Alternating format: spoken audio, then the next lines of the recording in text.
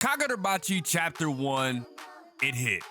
It hit every note that I thought it would hit and took it to the next level. Now, it wasn't the super strong start that Mama Yuyu had, but the reason Mama Yuyu started that strong, in my opinion, is because it came off as if, hey, if this gets axed, you at least had an adventure in one chapter, right? You had enough to satisfy you. That's like a one-shot format. I see that, right? Somebody in the comment section said that we had a conversation about it yesterday. It was really interesting to think about it like that, but Kagurabachi, on the other hand, set up for so many different things, and the storytelling in this chapter was absolutely fantastic, right? I fell in love with this immediately. We're following the story of Chihiro Rokuhira, right? Seems like one of the most melancholy kids you'll ever meet. He's real chill, real down to earth, and his dad is a swordsmith. You know, the swordsmith that we heard about in the synopsis. But the thing about his dad is he's the most famous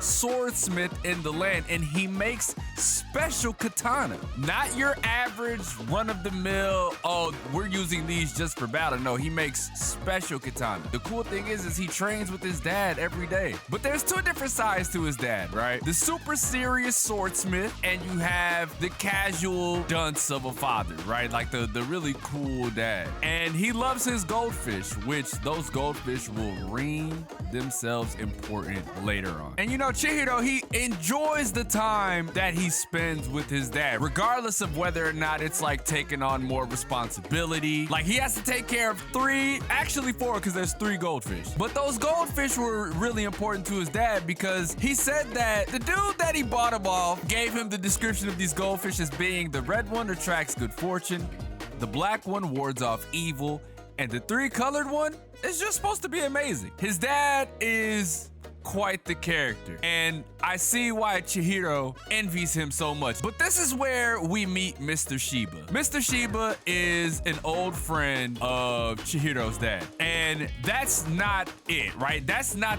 the extent of their relationship. According to Mr. Shiba, 15 years ago in the Seitei War, his dad was the most famous guy, right? He was more famous than guys like Mr. Shiba who fought in the battlefield. His dad was a hero. He saved a lot of people, and that's something that Mr. Shiba doesn't want Chihiro to forget, and that's something that Chihiro himself will never forget. It's something that he relishes every time he hears it. He loves to hear these stories, even though he says, yeah, I've heard it 100 times. You see in his face that, you know, it's something that he truly enjoys. And then Chihiro's father ends up giving him a lesson that I think is going to carry him forward for years to come, because he lets him know that katana have always saved lives and slashed open new eras, but they're also tools for killing people. If they fall into evil hands, they can kill good people.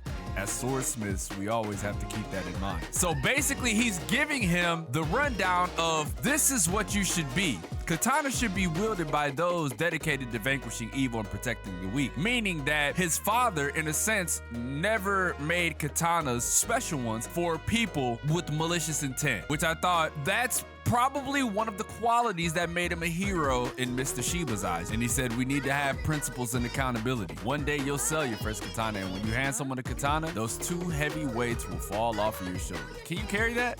Right? Are you able to withstand all of this? Can you handle it? Can you maintain these morals and principles knowing what you're doing? And he says, I don't know, but I'm committed to taking it on. Just because, again, he knows how much his father loves forging swords, and he loves his father just as much. You know what I'm saying? And he's like, yeah, if that's how you feel, all that's left is for me to believe you. And that is the last we see of Chihiro's father, because we time skipped 38 months later. So now, as we know, Chihiro is 18, 19 years old, because this is 3 years later, and he was 15 when he was forging swords with his father. So 3 years have passed, and we see that the Yakuza has taken over the town, but they're being ran by sorcerers. So the question that I had is, are sorcerers the main bad guys? Are they like remnants from the Seitei War, but they've been waiting and hiding waiting for so long and now is the time to move. And then we see a sorcerer who I'm assuming is one of the big bad guys. You know, we never put emphasis on just this being the main bad guy, right? He gives off that energy, but I don't think he's the one. But the thing that I took into consideration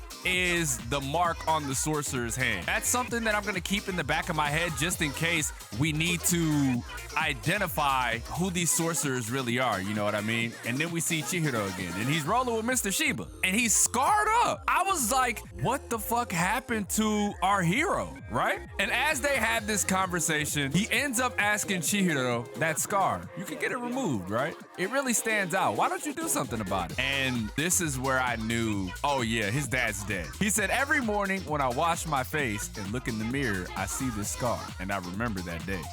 So every day, I start the morning with fresh hatred. Here's the thing. I don't know if at this time, right? Like, I don't know if his father was kidnapped or turned his back on Chihiro because Chihiro probably did something stupid. But if Mr. Shiba is rolling with Chihiro, odds are his dad is dead, right? So they go on to say that the city is ruled by the Korogumi Yakuza. And Chihiro asks, are the Yakuza connected to them? So maybe it's a certain faction in the sorcerers, or maybe he's just asking about the sorcerers in general, you know what I'm saying? But I'm not too sure. We'll have to see as we continue. And then something really caught my eye, and it was Chihiro's reaction to what happened to the anti-Korogumi movement, right? The faction that has been trying to stand up to the Yakuza to let them know, like, what you're doing is not sweet, you know? And it's the fact that they got tied up, right? The way that they were tied up and mercilessly beat to death. And I saw Chihiro's face, and his hand was shaking on the sword. So in my mind, I'm just gonna assume that this is probably what happened to Kunishige, right? Chihiro's father. I'm just gonna assume that this is what happened. Everybody in the city is torn. You know, you have people who want to survive in the city, and you also have people who are like, man, I don't care. They can do whatever they want as long as I can live. And then this is where Chihiro takes off. And I want you to pay attention to one very specific thing, right? One very specific thing and important thing as we progress through this latter half of the chapter. Chihiro goes ham, son. I'm talking about he is chopping these guys up. It's so sick, right? I'm like, okay, the rage and hatred that is within him is coming out now. And one observation that I do want to make before we move forward is this guy that's tied up, and you know, he's getting interrogated about where the rest of the anti-Korogumi faction is so they can kill them and remove them from the city and shit. He ends up saying, yeah, you have a kid sister, she's at this address, bring her here. But the thing is, I feel like this guy is probably gonna join our side. Don't know why. It's just my, you know, shonen trope thought process at this point, trying to pick this shit out. This shot is one of my favorite shots, bro, because everything is black. You see the blood, even though the blood's blacked out, but his eyes. It's almost as if he is on the dark side, but that's not the case. Mr. Shiba goes on to basically confirm our thoughts on what happened to Kunishige, right? He says, that kid's the son of Kunishige Rokuhiro. You've heard of him, right? The master swordsmith, famous for his technique that nobody else can do. And funny enough, he still carries his father's mantra, which I'm proud that he does, right? He said, I came to ask you something, and also, I can't allow slime like you to wield katana. The ideals and principles that his father instilled in him still remain with him till now, 3 years later. But this is what broke me, and I know it really broke Chihiro at the time. He said Kunishige Rokuhiro imbued his katana with sorcery. The katana he made were enchanted blades with special powers. And then we see these fish that come from the sword. Fish look mighty familiar, don't they? These are the same fish that his father was taking care of, right? I think this is a very, very special touch, right? I think this is an amazing touch, just due to the simple fact that he is keeping his father alive, not only in principle, but in spirit and through the sword. Because these fish represent warding off evil, which is this black fish over here, and whatever the tricolored fish was supposed to represent, right? Remember, he was like, I don't know, man, it's supposed to just be good luck. And Mr. Shiba goes on to say, the katana that boy wields was Kunishige's last katana, the one he gave his life to make.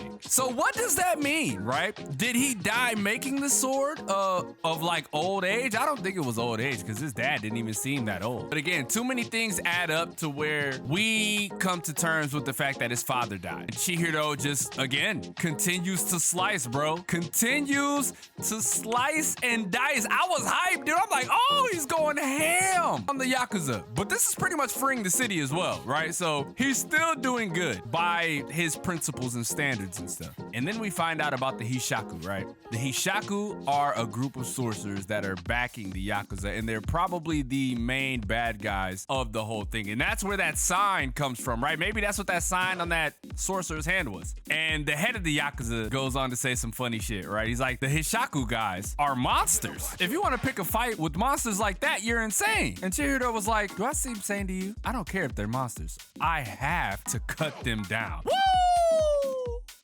Excitement, bro. Oh, yeah. We kind of figured that this was going to be a tale of revenge. You know, Chihiro getting revenge for what happened to his father. That's just the surface level of things. But you guys know what comes with revenge plots. There's always finding solace and meaning in the things that happen and rediscovering the joy and serenity that comes with peace. I feel like those are the things that are going to happen eventually. We're going to meet people who are going to try to change Chihiro's way of thinking. Like, he doesn't have to continue to murderize people, which, I mean, that's gonna please the shonen heads, right? That's gonna please the people who are just looking for nonstop violence. But me being somebody who reads for the story, I understand just where this is gonna go. Like I said, this was an excellent start. May not been as strong as Mama Yu, but we already explained why that is, right? We already explained why that is. I'm loving the new Jump batches, bro. They are producing quite a few that I think are going to thrive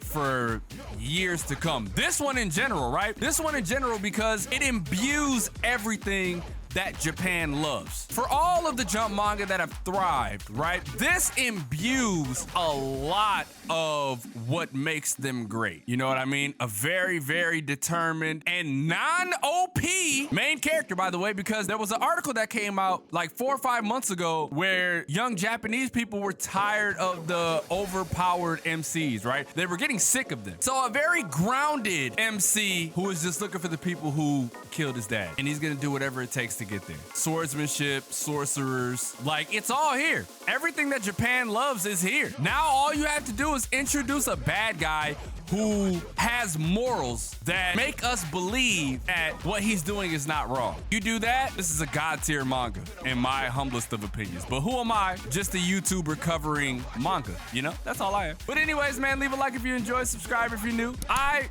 really enjoyed this manga. It was really, really, really well done. I think it's gonna be a big hit. Remember what I said about Gachi Yakuza when I first reviewed the chapter? This is it. This is it. This is gonna be the one. And I'm here to cover it every step of the way, man. This is just a new one that I'm adding to the repertoire. We're gonna have so much fun making theories, covering this and all of that. So hopefully y'all stick around. And with that being said, man, it's your boy DomoSenpai, and I will catch you guys in the next video.